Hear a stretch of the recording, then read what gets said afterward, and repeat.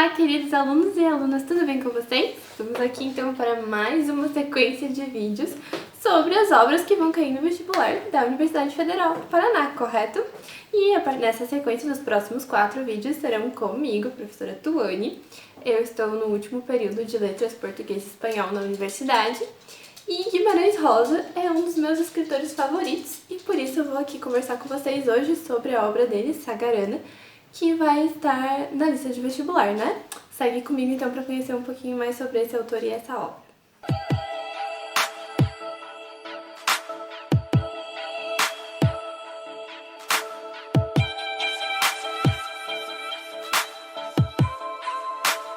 Muito bem, então antes da gente começar a falar de fato sobre o autor e a obra, a gente precisa falar de alguns aspectos aqui. Primeiro, a gente precisa conversar sobre as tecnologias, não é mesmo? A gente está falando aqui de uma videoaula e isso traz algumas vantagens para você, aluno.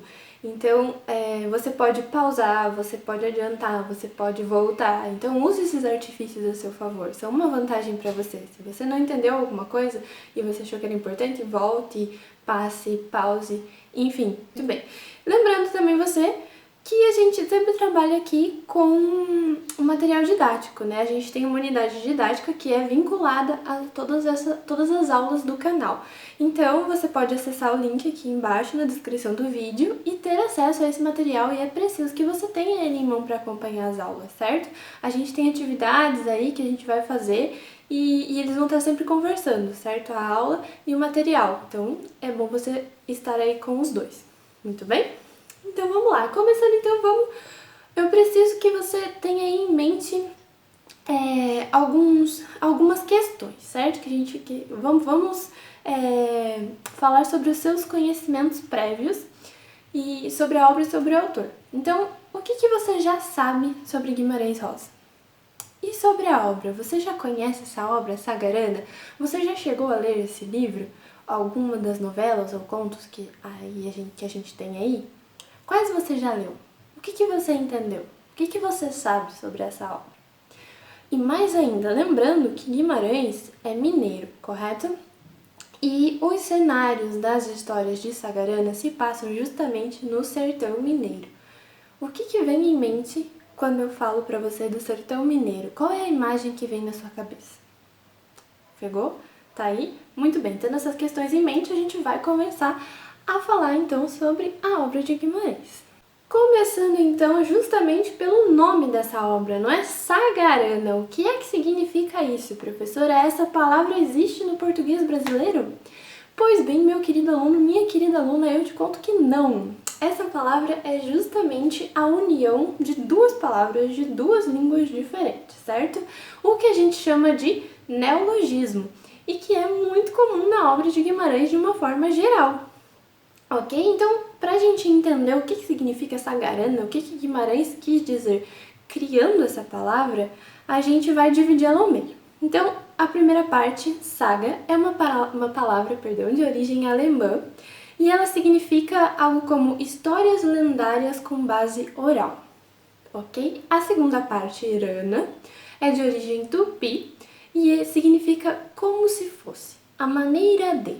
Então, se a gente for traduzir isso pro português, né, trazer um significado dessas junções, dessas palavras para nossa língua, para entender o que o autor quis dizer, a gente tem mais ou menos o que seria como se fossem fábulas, ok? Porque se a gente volta lá para a palavra saga, histórias lendárias com base oral, seriam aquilo que a gente chama de fábulas.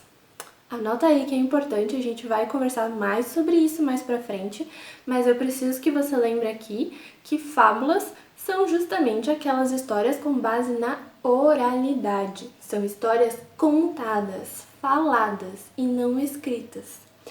Obviamente que depois, com o tempo, as fábulas acabaram sendo transcritas, mas elas têm a sua origem na fala, certo? Muito bem, então dando continuidade aí aos nossos estudos sobre Guimarães Rosa, como eu te falei, né, ele criou essa palavra com base em duas línguas. Por quê? Guimarães foi uma pessoa que gostava muito de aprender línguas e de brincar com essas línguas. Guimarães sabia falar muitas línguas na sua vida e ele adorava fazer essas brincadeiras criando linguagens, criando palavras e ele usou muito isso na sua obra. E por saber tantas línguas, né, ele acabou indo trabalhar também como diplomata e ele aprendeu mais línguas e utilizou todas elas, enfim. Mas, antes de ser diplomata, ele se formou em medicina. E ele trabalhou durante um tempo, né, no interior, com as pessoas humildes e tudo mais, e foi isso que motivou ele a querer entrar no Itamaraty e tentar fazer alguma coisa a respeito. E também foram essas pessoas humildes, essas histórias simples do interior de Minas Gerais que inspiraram todos os personagens de Sagarana. A gente não tem aí uma inspiração em pessoas famosas, enfim, a gente tem uma inspiração nas pessoas humildes e simples do convívio de Guimarães aí em Sagarana, não, perdão, no interior de Minas Gerais. Tudo bem? Lembrando também que Sagarana é o livro de estreia do autor. Ele foi publicado em 1946 e contém aí 9 contos ou novelas, ok? Algumas pessoas chamam essas 9 histórias de contos, mas o próprio autor as classifica como novelas, justamente pelo seu tamanho. Se você já teve contato, pelo menos, com o livro, você vai perceber que a gente tem aí histórias de mais ou menos 20, 30 páginas, ou mais ou menos, dependendo de cada uma, né?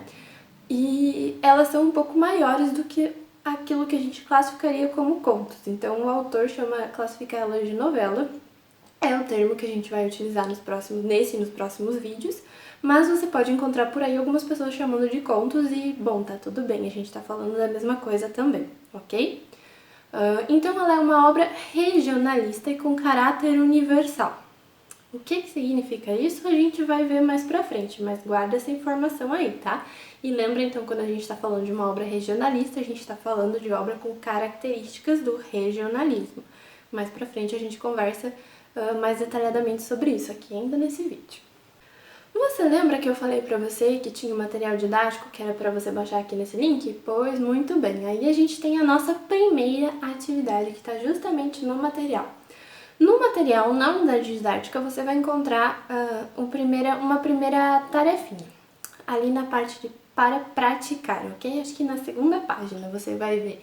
E temos aí algumas imagens e você deveria escolher entre essas imagens aquelas que você acredita que poderiam fazer parte dos cenários de Sagarana, dos cenários das novelas que a gente encontra nesse livro.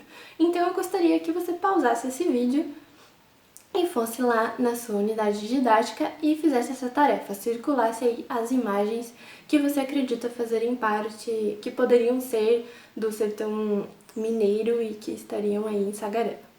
Te espero aqui. Muito bem, foi lá na unidade e fez essa tarefa?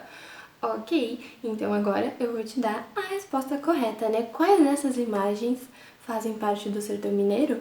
Confere a seguir, são essas aqui.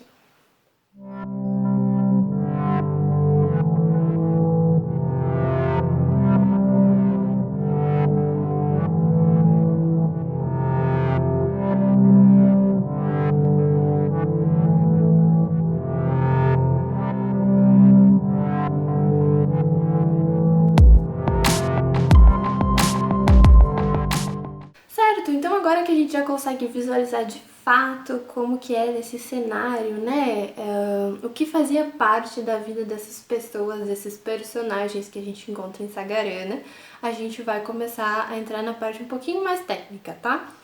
A próxima atividade a gente vai ler alguns fragmentos e eu quero que você, enquanto eu leio e te mostro esses fragmentos, eu quero que você pense, a princípio, se eles são falas de narradores ou se eles são falas de algum personagem. Se você já leu o livro, você vai ter alguma ideia. Se você ainda não leu, você pode imaginar, supor, ok? Vamos lá ler então. Primeiro fragmento, retirado da novela A Hora e a Vez de Augusto Matraga, página 223. E assim se passaram pelo menos 6 ou 6 anos e meio, direitinho desse jeito, sem tirar e nem pôr, sem mentira nenhuma, porque essa aqui é uma história inventada, e não é um caso acontecido não, senhor. Próximo fragmento, então, da novela A Volta do Marido Pródigo, páginas 69 e 70. Foi Lalino quem cantou. Eu estou triste como um sapo na lagoa. Não, a cantiga é outra, com toada rida. Eu estou triste como um sapo na água suja. E por último, também outro fragmento da volta do marido pródigo na página 78. E vai então, pois então, Lalino teve um momento de fraqueza e pediu a seu Oscar que procurasse a Ritinha e falasse e dissesse, mas não dissesse isso e falasse aquilo, mas dando a entender que, mas sem deixar que ela pensasse que é aquele outro e também etc. E pronto. Muito bem. Então, nesses fragmentos aí, você conseguiu identificar se eram falas de narradores ou personagens? Pois bem, te conto que eram falas de narradores.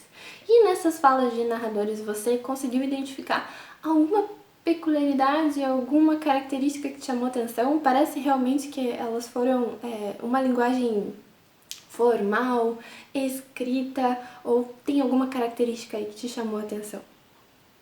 Pois é, na verdade, lembra que eu te falei sobre as fábulas lá no começo do vídeo, que elas são oralizadas e e o título do livro é justamente falando de histórias como se fossem fábulas?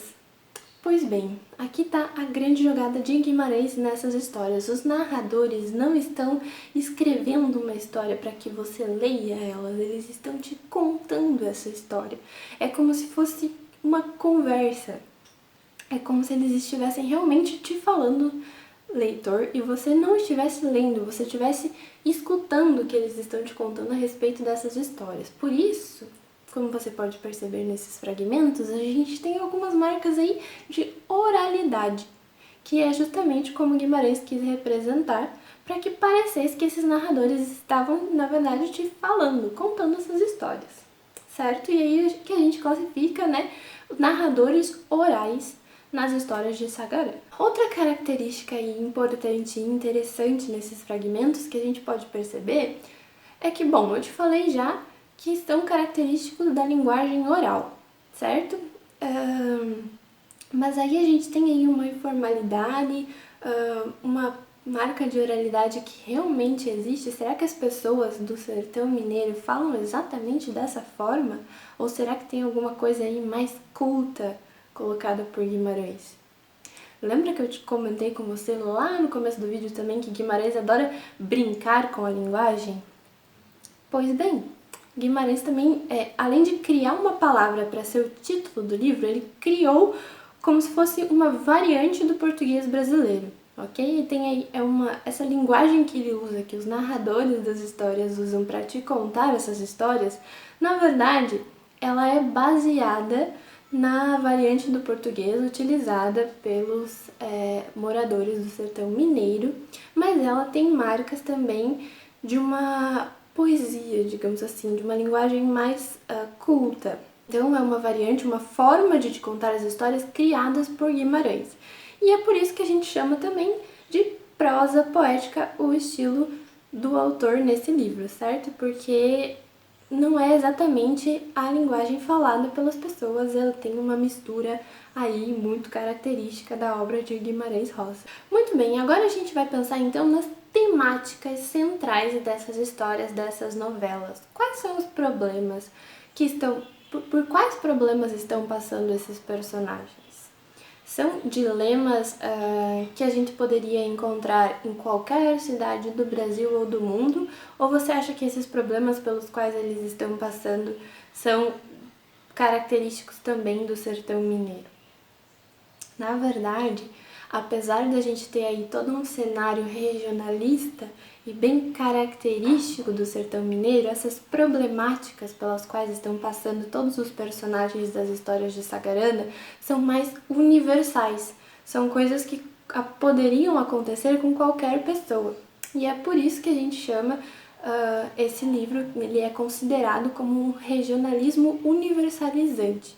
Ele é regional, regionalista, tanto no lugar, no cenário, como na forma de descrever essas paisagens, né? A gente tem aí uma flora, a fauna, a geografia local muito importantes nas histórias, né? A gente tem os narradores aí te descrevendo as paisagens onde estão acontecendo as histórias de uma forma que te envolvem nessas paisagens, é como se você pudesse visualizar tudo. E a gente tem também uma temática universal, ok? Então, por isso que a gente fala de regionalismo universalizante. Regional aí na forma de descrever as paisagens e do local, mas universal nas temáticas, nos problemas pelos quais passam esses personagens. Afinal de contas, a gente está falando aí de questões muito humanas, certo? Como o tratamento do destino, vingança, honra, sincretismo religioso, feitiçaria, e são coisas universais. Muito bem, e uma última dica, um último tópico aqui nesse vídeo antes de encerrar a aula de hoje são, na verdade, duas indicações de filmes, ok? Porque a gente tem aí duas novelas do livro Sagarana sendo transformadas em filme, indo para o cinema brasileiro. A gente tem aí A Hora e a Vez de Augusto Matraga, que foi a mais recente, transformada em filme. E se você olhar aqui na descrição do vídeo, você vai ter o link para acessar o trailer desse filme. E a gente também tem a novela O Duelo sendo transformada em filme. Se você olhar aqui na descrição, você vai ter o link para acessar esse filme completo que está disponível aqui no YouTube, ok? Mas é importante te lembrar aqui que assistir a esses filmes te ajuda na interpretação da leitura das novelas, ok? Assistir aos filmes não substitui a leitura do livro. É muito importante ler, porque a gente sabe, né? Quando a gente transforma uma história escrita num filme, os diretores tendem a mudar alguma coisa, assim como o caminho inverso, também acontece a mesma coisa, ok? E aí você pode até comparar essas histórias, o que tem de diferente, né, no filme e no livro, o que ficou de fora, os elementos novos que podem ter entrado, e a leitura do conto, da novela, perdão, é extremamente importante. É muito mais importante do que assistir o filme. Os filmes são para te auxiliar na interpretação, correto? Então, nós ficamos por aqui na aula de hoje, mas eu te encontro nos próximos vídeos, ok? Aqui embaixo, então, na descrição do vídeo, também você vai ter a lista dos próximos contos que serão trabalhados na próxima aula. Então, a gente vai começar com 5 contos e depois a gente vai falar dos outros 4. Se você não terminou de ler o livro até aqui, é interessante que você leia pelo menos esses 5 contos perdão, 5 novelas para a próxima aula. E aí depois a gente vai terminando de ler no decorrer das aulas, ok? Te espero na próxima então, eu vou ficando por aqui. Tchauzinho!